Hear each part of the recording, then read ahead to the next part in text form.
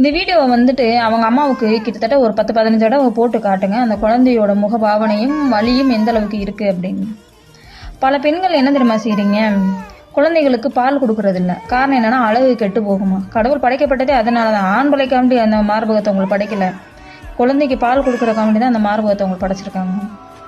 இன்னொரு விஷயம், குடும்ப கஷ்டமே அப்படின்னு சொல்லிட்டு நீங்கள் வேலைக்கு போகிறீங்க, வேணான்னு உங்களை நாங்கள் சொல்ல கிடையாது.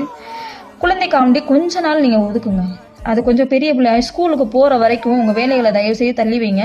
அது ஸ்கூலுக்கு போயிருச்சுன்னு வச்சுக்கோங்களேன், அந்த டைமில் நீங்கள் வேலைக்கு போயிட்டு ரிட்டர்ன் வந்து குழந்தைகளை பார்க்குற மாதிரி உங்களை நீங்கள் உருவாக்கிக்கோங்க. காலம் கடந்து போகத்தான் செய்யும், இல்லைன்னா சொல்லலை. இந்த வேலை இல்லைன்னா இன்னொரு வேலை தேடி போவோம், வேலைகள் கிடைக்கத்தான் செய்யும். படித்த படிப்புக்கும் நம்மளுடைய தகுதிக்கு ஏற்ற மாதிரி வேலைகள் நிறையா இருக்குது. ஆனால் இன்னைக்கு உங்கள் குழந்தை ஏங்கி ஏங்கி ஏங்கி உங்கள்ட்ட இருந்து ஒரு சின்ன பிரிவினை உருவாகும் பாருங்க. அந்த பிரிவினை என்றைக்குமே பின்னாடி மாற்ற முடியாது. அது உங்களுக்கு மாறாத காயமாக தான் இருக்கும். பல பேர் என்ன தெரியுமா செய்கிறாங்க, தன்னோட சூழ்நிலை அப்படின்னு சொல்லிட்டு தன்னோட சொந்தங்க கிட்ட என்ன செய்கிறாங்க, பிள்ளைகளை விட்டுடுறாங்க. என்னோட சூழ்நிலை வேற என்ன செய்ய முடியும், என் சொந்த தான் விட முடியும், அவங்க தான் பார்ப்பாங்க அப்படின்னு. ஆனால் அவங்களோட பிடியிலேருந்து அந்த குழந்தைங்க வளரும் போது அவங்களோட மைண்ட் செட்டில் இருந்து எப்படியா விட்டு விலகி வேற ஒரு விஷயத்துக்கு போவோன்ற அளவுக்கு தான் தோணும். தாய் பேச்சை கேட்க தோணாது, அதுக்கப்புறம் தகப்பன் பேச்சை கேட்க தோணாது, சொந்த பந்தங்கள் பேச்சை கேட்க தோணாது. அது அந்த இடத்த விட்டு ரிலீஸ் ஆகி வேற எந்த விஷயத்துக்கு போவோன்ற அளவுக்கு தான் தோணும். இந்த மாதிரி முட்டாள்தனத்தை சில பெற்றோர்கள் செய்கிறீங்க.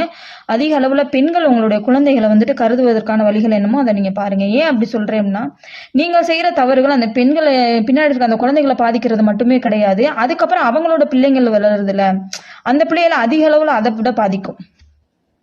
ஸோ கொஞ்சம் வேலைகளை வந்துட்டு தள்ளி வைங்க. உங்களுக்கான ரெஸ்ட் அந்த குழந்தைங்களை பார்க்குற டைம் மட்டும்தான். அந்த ரெஸ்ட்டை நீங்கள் எடுத்துக்கிட்டு அந்த குழந்தைகளை பக்குவமாக பாதுகாத்து அதுகளை என்னென்ன வழியோ அந்த 5 வயசுக்குள்ள அதுகளை சொல்லி கொடுத்து ஸ்கூலுக்கு அனுப்பிச்சு வச்சுட்டு அதுக்கப்புறம் காலத்துக்கு அப்புறம் நீங்கள் வேலைகளுக்கு போய் உங்களுக்கானதுகளை தேடுங்க. அது ரொம்ப நல்லது.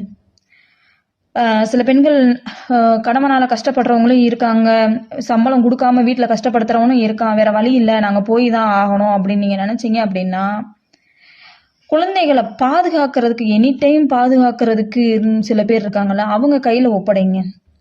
தாயோட வந்துட்டு ஒரு வழியே தெரியாத அளவுக்கு பிள்ளைங்களை வளர்ப்பாங்களா, அப்படி இருக்கிறவங்கள பார்த்து ஒப்படைங்க. அந்த மாதிரி இருந்துச்சுன்னா அந்த கண்ணீரை நீங்கள் பார்க்க வேண்டியது இருக்காது. உண்மையிலேயே குழந்தை